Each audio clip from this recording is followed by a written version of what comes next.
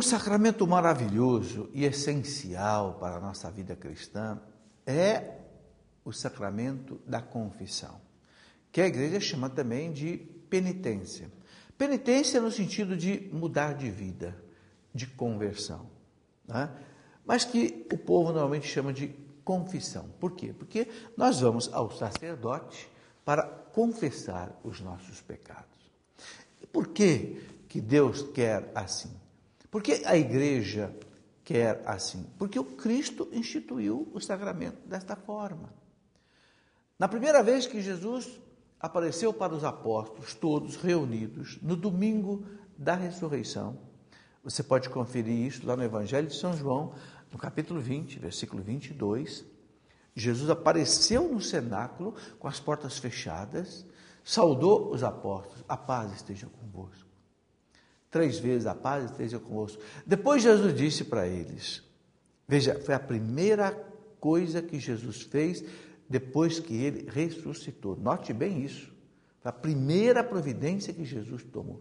Ele disse aos apóstolos: assim como o Pai me enviou, eu vos envio a vós. A quem vocês perdoarem os pecados estarão perdoados. A quem vocês não perdoarem os pecados não estarão perdoados. Vejam, meus irmãos, que coisa extraordinária. Jesus tinha acabado de morrer na cruz e de ressuscitar. Ou seja, ele tinha acabado de conquistar, diante da justiça de Deus, o perdão para toda a humanidade, com o preço do seu sangue. Nada poderia conquistar o perdão para a humanidade, a não ser a vida do próprio Deus. Então Jesus imolou a sua vida para que nós possamos ser perdoados. E agora, na primeira vez que ele encontra com os apóstolos, ele estava ansioso, nós podemos dizer assim, para distribuir a confissão, distribuir o perdão. Mas ele quer fazer isso através dos seus ministros, os sacerdotes da igreja.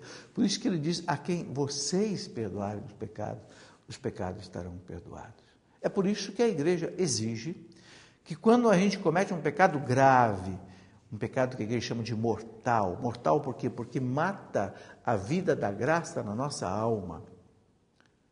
Por exemplo, um roubo grave, uma ofensa grave feita a um irmão, a fornicação, o adultério, a prostituição, a prática homossexual, enfim, muitos pecados graves.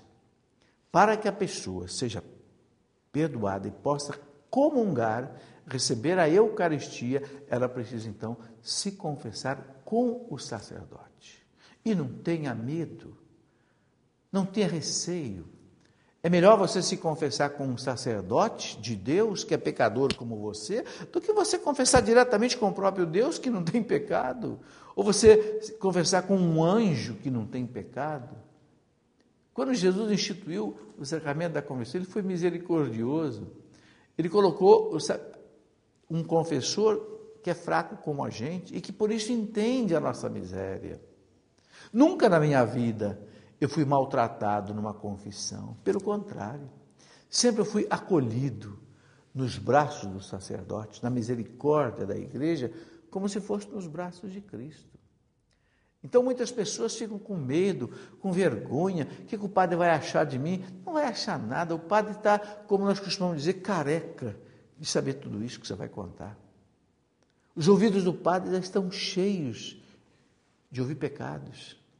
Ele não vai se assustar com mais nada que você conte. Não tem mais nada que um padre, depois de alguns anos de confissão, possa achar de novo. Ele está ali para, em nome de Cristo, na pessoa de Cristo, lavar a tua alma com o sangue de Cristo.